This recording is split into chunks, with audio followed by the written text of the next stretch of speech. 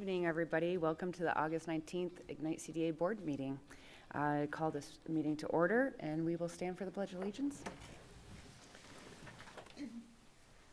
I pledge allegiance to the flag of the United States of America and to the republic for which it stands, one nation, under God, indivisible, with liberty and justice for all. We will now open it up to public comment. We don't really have anybody in the audience, so let's move on to the consent calendar. Do we have a motion to approve the consent calendar? I will make a motion to approve the consent calendar, which includes the approval of the July 15th, 2026 board meeting minutes, the approval of payables as submitted, and approval of district monthly financial statements. I'll second. Okay, we have a motion and a second. All in favor? Aye. Aye. Any opposed? Okay, motion is approved. So now we're moving on to the budget hearing. I'll call the fiscal year 2026 budget amendment public hearing to order. Will, you want to take it over?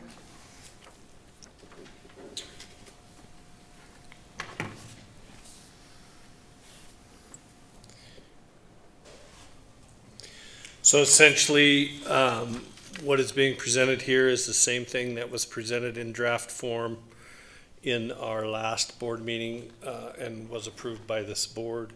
There have been no changes since that point. So moving forward, I propose that this is our amended budget for fiscal year 2026. Okay. Any questions for Will? I think we Now we should open again up just open the opportunity for public comment, even with no one here, just for the record. Okay. Is there any public comment regarding the proposed amendment to fiscal year 2026 amended budget? Okay, seeing none, we will close the public hearing for the fiscal year 2026 budget amendment. And now do we have an approval? Do we need a roll call? I make a motion that we approve resolution number 26-02. Second. Okay, we have a first and a second. All in favor? Aye. Roll call. That's roll. A roll call, that's right, sorry. Commissioner Arman, Yes. Commissioner Mandel, Yes. Commissioner Metz, Yes. Commissioner Evans, Yes. Commissioner Chester. Yes.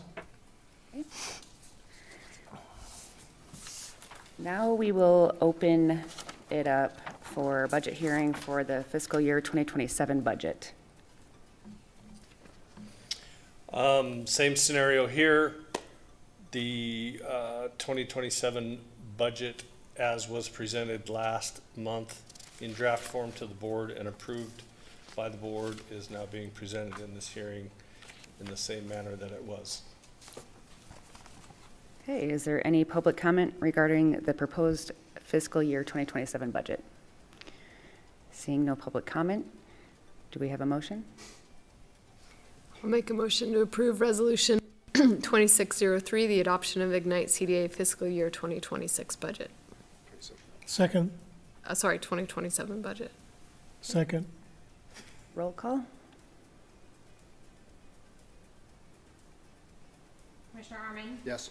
Commissioner Mandel, Yes. Commissioner Metz, Yes. Commissioner Evans, Yes. Commissioner Chester. Yes. Okay. Moving right along to the executive director's report. Will, do you want to take that over? Certainly.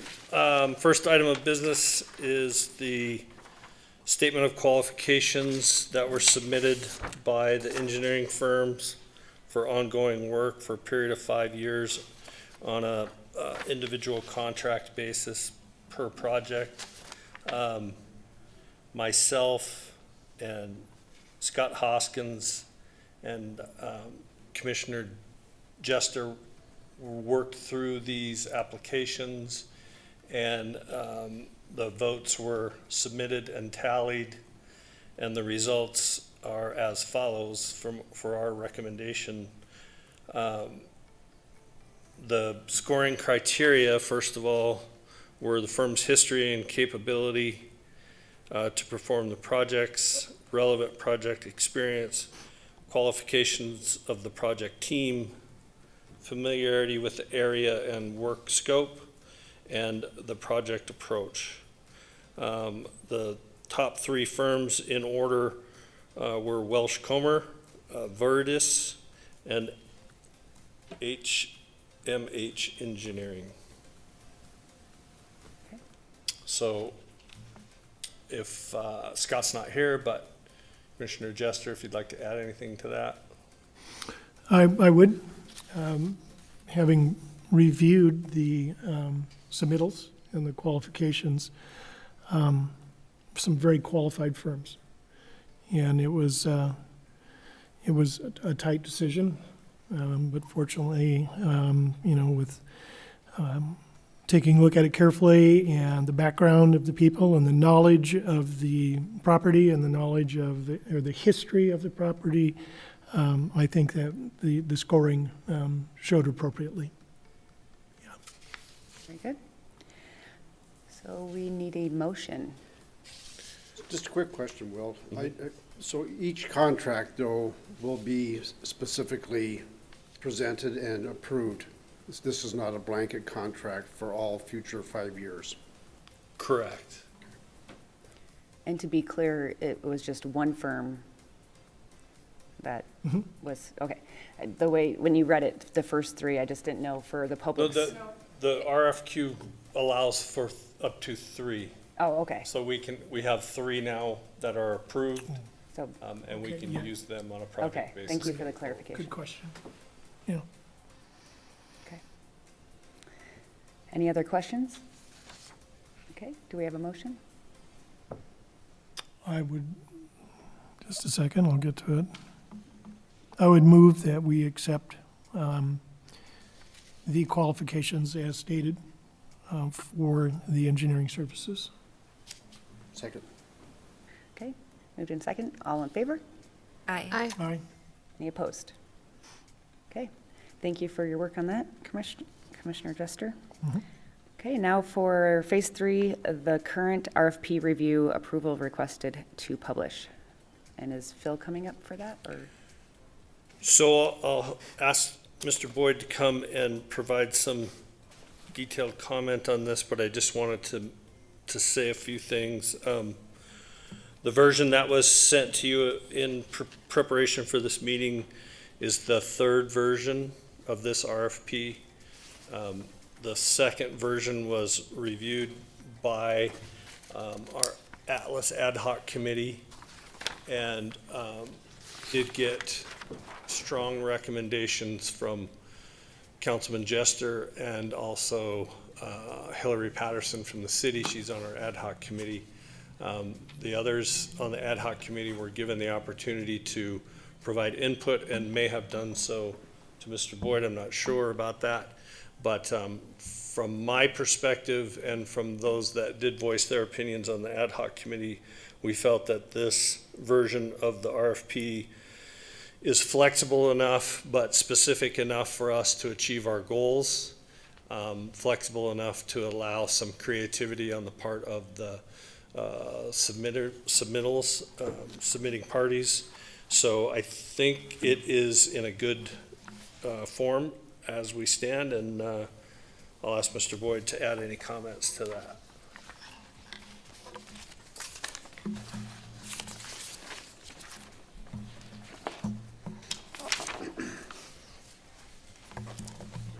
Thanks, Will.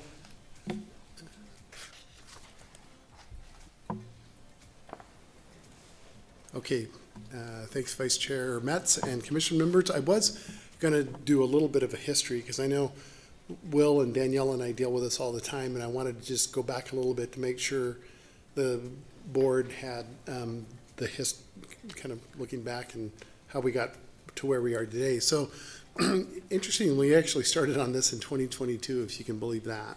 The idea was presented in front of the board. It was advanced. The board might remember that we started with like 25% of the site as attainable, then it grew to 50, and now we're at 100. We had a discussion with the city council in 2024. There was a workshop, In 2025, the board decided to form an ad hoc committee to really dig into the details, which has been great, by the way, because Commissioner Jester, Commissioner Miller, Hillary Patterson, Will, and Commissioner Meyer have provided really good insight. We've talked to builders, and we've talked to the nonprofits and the Atlas building, the surrounding neighbors that are builders, all kind of headed to this point of putting out this RFP. So all this work that we've been doing since 2022 is kind of leading to this particular RFP that's in front of you. I wanted to pull a couple of excerpts out of the RFP, which again, you guys have in front of you, but I'm going to highlight a couple of them as you'll see here. I'm going to talk about that section in a little bit. The primary idea with this is making sure when the RFP goes out that we're doing the best that we can to communicate to potential responders with as much information so they understand the vision, the details, what the expectations are. We also want them to understand what the board's vision is for attainable housing, so we've shown this housing bridge. We're also talking about the expectations, the transaction process, the schedule for that, and this scoring, which might look a little more detailed than what you guys have seen in the past.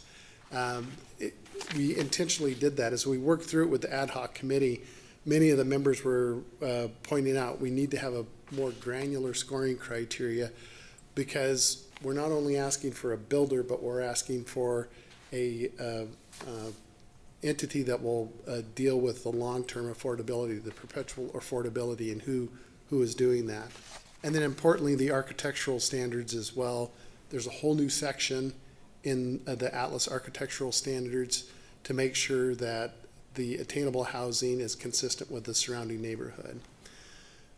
So digging in a little bit here, the project objectives, and again, these were things that came out of originally when we started the discussion, but as the ad hoc committee dug into it, is making sure that there's a diverse mix of housing.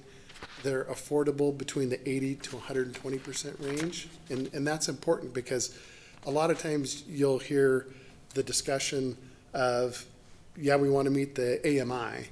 Well, what portion of the AMI? And the ad hoc committee spent time thinking about that, and it was 80 to 120%. Maintaining the architectural quality was important, and then establishing this mechanism of perpetual affordability. And that's why I stuck the attainable housing, or the housing bridge in here that shows that range of wages between this 80% of the AMI, which is 78,000 in Kootenai County, to 120% of AMI. Setting the expectations, one of the other key things that the ad hoc committee wanted to do was income-based homeownership, but owner-occupied.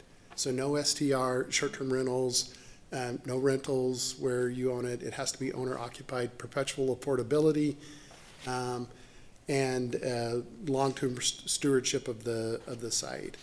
And then these guiding principles down here were another thing that the ad hoc committee developed, that quality first, permanent affordability, diversity of housing, local workforce focus. Because interestingly, we looked at the number of people that live in Coeur d'Alene but actually commute elsewhere, and the number of people that live elsewhere and commute into Coeur d'Alene. And once we saw that statistic, I think it became an important focus that finding out how do we make sure we promote local workforce.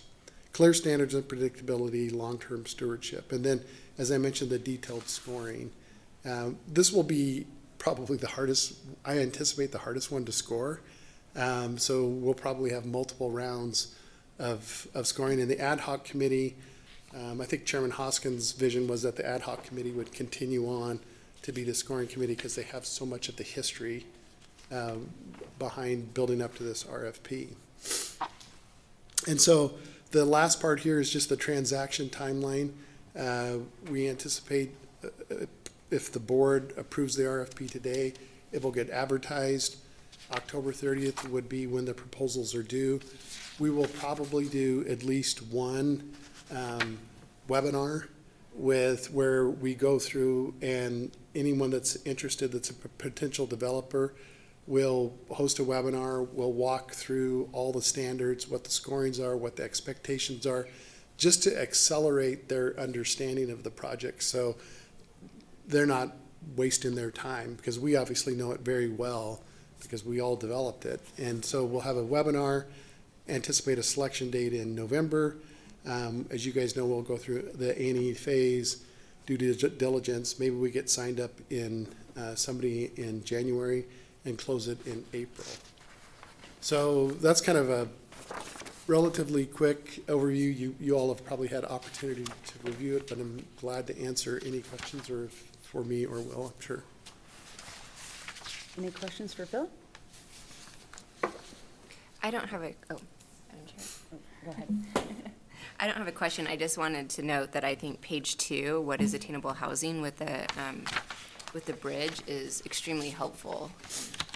Great Good. graphic. Yeah, thank you.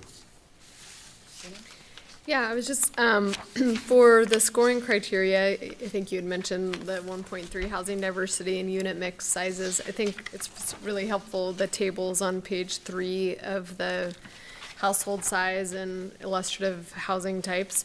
Is that the extent of the guidance from the RFP? So we don't have any, sense of like, we want 40% to be 2-person or 30. So is the composition within that clear, or is that kind of what the scoring, the art of the scoring will be? I think that's a really good question.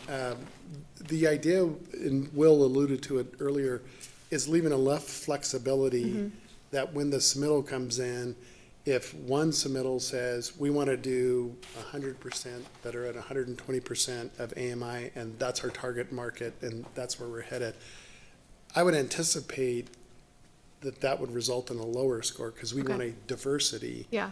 of, and if you don't feel that was clear in the RFP, that's a really good point. We could No, emphasize I it. think it is, and maybe to reiterate in the webinar, it's not just diversity in the aesthetic design and mix, but also in the size and AMI target. I think it's clear, but because I was looking for it. Yeah.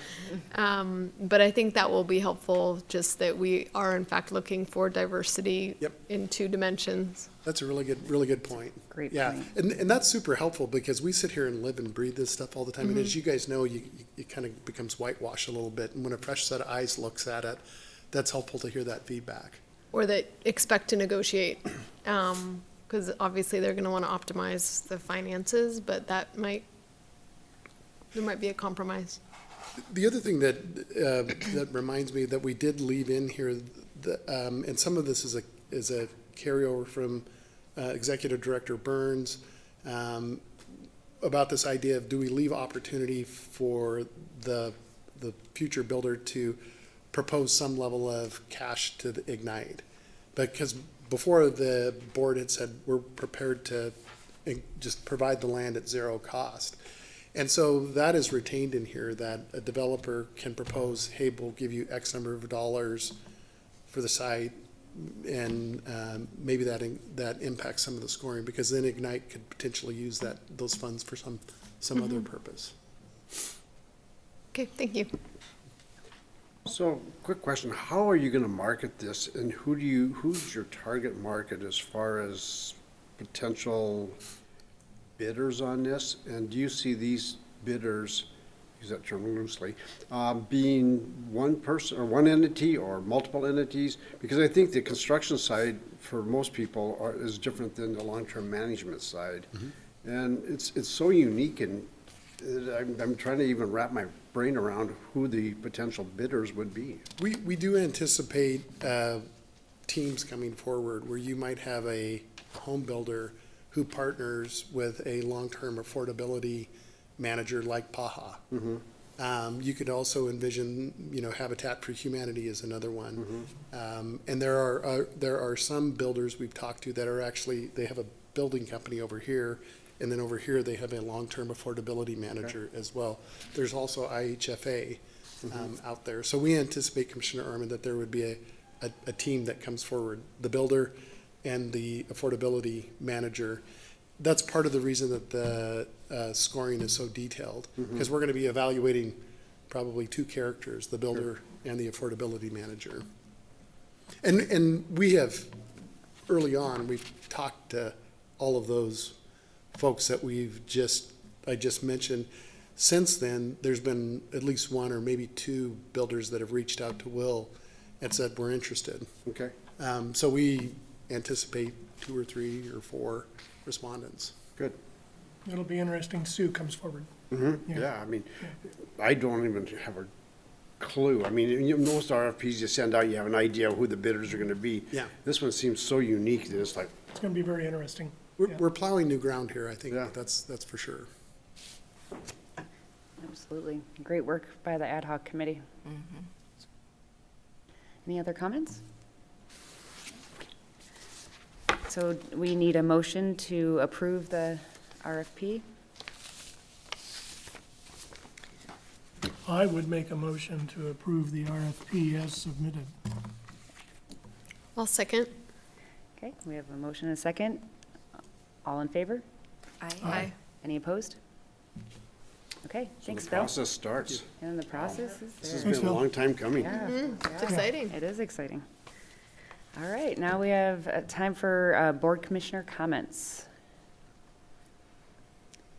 Okay, seeing none, do we have a motion to adjourn? So moved. Second. Okay, all in favor? Aye. Aye. Okay. Thank you all. Aye. Thank you.